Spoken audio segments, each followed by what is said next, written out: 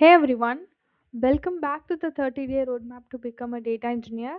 This is day 2, and today we'll focus on SQL joins, aggregations, and data warehousing concepts, which are extremely important for real world data engineering.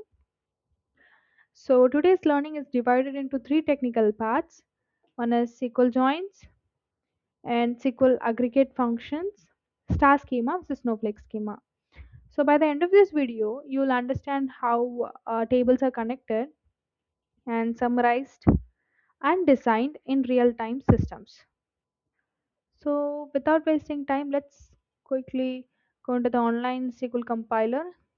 I already wrote the query. I'll just explain the query for you so that you'll understand what I have written. Okay, I've created two tables. In order to understand the joins, we have to create two tables, at least two tables.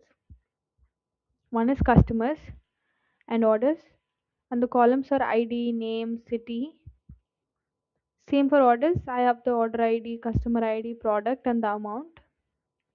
We have two tables, no? So the customer ID in the orders table will be used to connect both the tables.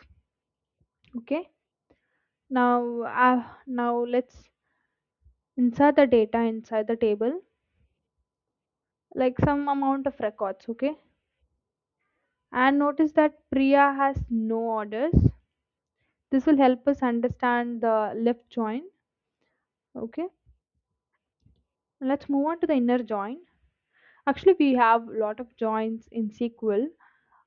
For me, uh, I thought like inner and left join was important, and other joins are also important. You can even research and learn, but I'd like to explain only inner and left without wasting the time because we're gonna spend 15 minutes daily.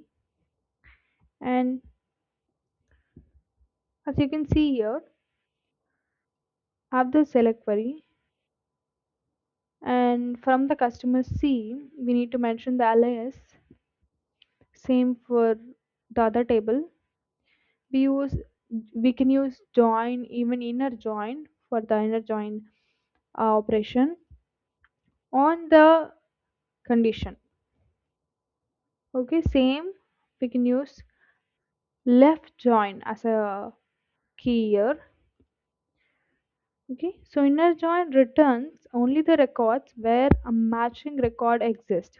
Let me just run this again. I'll show it to you. Basically, so this is the output of the inner join. As you can see here, Priya is not there.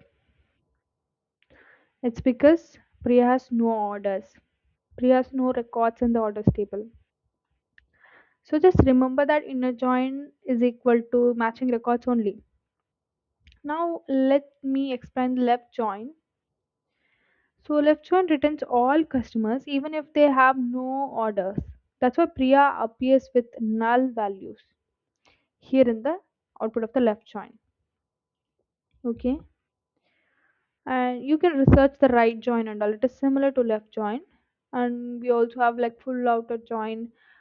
There are more joins you can learn. Okay, now let's summarize the data using aggregation functions, which are used heavily in analytics and reporting. So this query is to find the total revenue by the customer.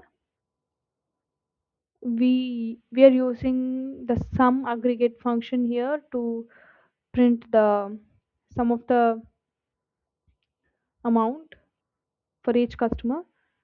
Since we use the group by, the customers are grouped here, and this is the output of it. Then the average order amount. This is the query for average order amount. Average help us understand like average order value, a very common business metric. We can use AVG, okay? And the customer with high spending. This I've already told in the day one video. This query finds the top spending customer, which is a classic interview question actually.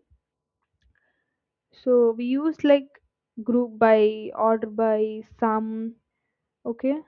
So many aggregate function. You can even try some of the questions. Okay, now let's understand the data warehousing concepts, which separates the data engineer from regular SQL users. Okay,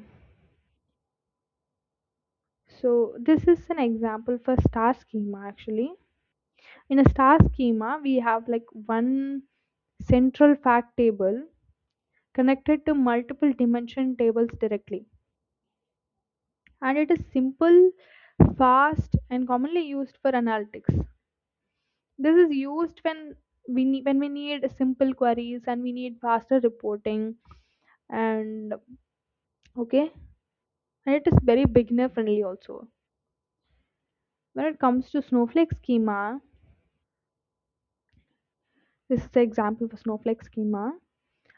The dimension tables are normalized into multiple subtables.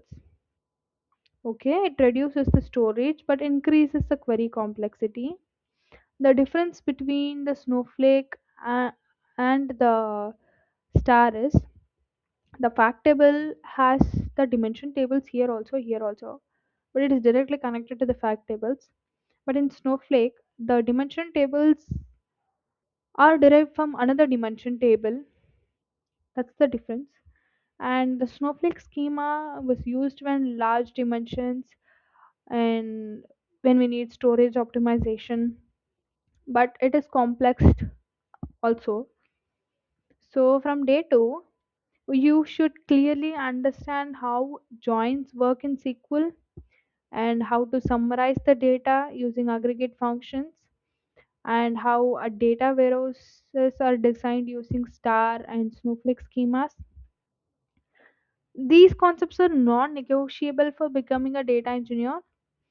So that's day 2 of the 30-day data engineer roadmap. If you want day 3, like this video, subscribe and comment day 3.